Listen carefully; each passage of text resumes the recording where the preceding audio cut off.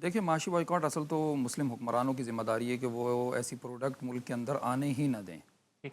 اصل تو ذمہ داری ان کی اور ہے. جب آ جائے جیسے جو ہے وہ ڈچ حکومت نے جو ہے وہ ہالینڈ کے اندر پچھلے دنوں بہت سارے لائسنسز کینسل کیے ہیں ایکسپورٹ کے اور امپورٹ کے, اور انہوں نے کہا کہ یہ انسانیت کا قاتل ہے اور اس طرح کی کوئی بھی پروڈکٹ ہمارے ملک میں نہیں آ سکتی. تو اصل ذمہ داری تو ان کی ہے. لیکن ہمارے ملک کے اندر بہت ساری ملٹی نیشنل کمپنیاں ہیں جن کی فرنچائز لوگوں نے لے رکھی ہے, اور یہ وہ کمپنیز ہیں کہ جو اسرائیل کو سپورٹ کر رہی ہیں.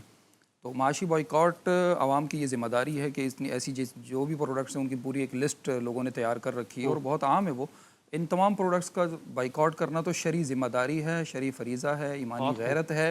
اور اگر کوئی بائیکاٹ نہیں کرتا, اس کے باوجود وہ پروڈکٹس استعمال کر رہا ہے, تو میرے خیال میں اللہ کی غضب سے اس کو ڈرنا چاہیے. اللہ ایک اکبر. بات تو یہ. خوبصورت. اور معاشی بائیکاٹ تو میں نے بتایا جیسے آپ صلی اللہ علیہ وسلم نے غزوہ بنو نذیر کے موقع پہ کیا, اس کے علاوہ غزوہ بدر کے اندر کیا, حضرت ثمامہ بن اسال نے جو ہے وہ کیا. بہت ساری ایگزامپل ہے اس کی. خوب. یہ تو بہت بڑا ایک شریف فریضہ ہے, اور میرے خیال میں جو ہے وہ بغیرتی اور بدحواسی کی ایک بہت بڑی یہ ایگزامپل ہوگی.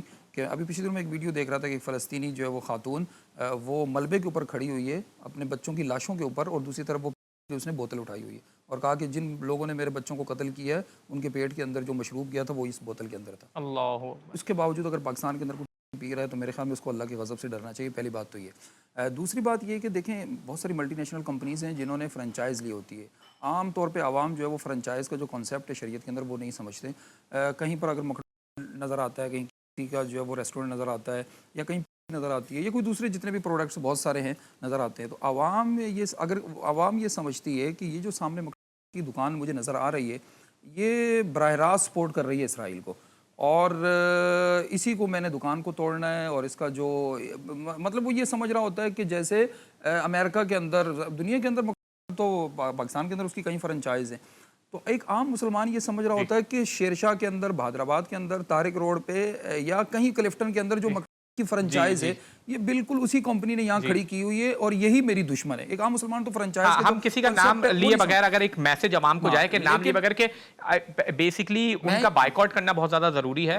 میں یہ کہنا چاہ رہا ہوں کہ یہ جو آپ کو فرنچائز سامنے نظر آ رہی ہے یہ میرے اور آپ جیسے کسی مسلمان نے خریدی ہے, اس کا پیسہ لگا ہے, اور اندر جو کچھ بھی مال تیار ہو رہا ہے وہ ایک مسلمان کا پیسہ ہے.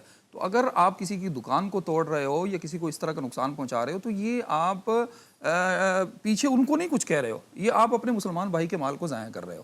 اور یہ جو سامنے دکان اصل طریقہ یہ ہے کہ آپ ان کا بائیکاٹ کریں, یعنی ان کو خریدے ہی نہ. ہاں, آپ جو ہے وہ ان کے مالکان کو جا کر کہیں کہ آپ یہ فرنچائز ختم کر دیں, کینسل کر دیں اس کو, اور عام لوکل برانڈ کھول لیں, اور لوکل برانڈ کھول دیں. آپ اپنے طور پر جو ہے وہ ایسی چیزیں اگر پہلے یوز کرتے ہیں, پیتے ہیں, برگر آپ کھاتے ہیں, تو آپ اس کو چھوڑ دیں, کھانا چھوڑ دیں. یہ بائیکاٹ کی صورت ہے. اور دوسرا, جن لوگوں نے فرنچائز لی ہیں ان سے جا کے آپ ریکویسٹ کریں, بلکہ ان کو تو خود ہی ختم کر دینی چاہیے, لیکن اگر کوئی نہیں بھی ختم کرتا ہے تو اس کو سمجھانا چاہیے. لیکن جو سامنے دکان نظر آ رہی ہے, اگر کسی نے جو ہے وہ 40-50 لاکھ روپے کی دکان بنائی ہوئی ہے, آپ اس کے شیشے توڑ رہے ہو, اس کی دکان کو نقصان پہنچا رہے ہو, تو آپ اسرائیل کو کچھ نہیں کہہ رہے ہو, آپ امریکہ کو نقصان نہیں پہنچا رہے ہو, آپ اپنے ملک کو نقصان پہنچا رہے ہو, آپ اپنے مسلمان بھائی کا نقصان کر رہے ہو.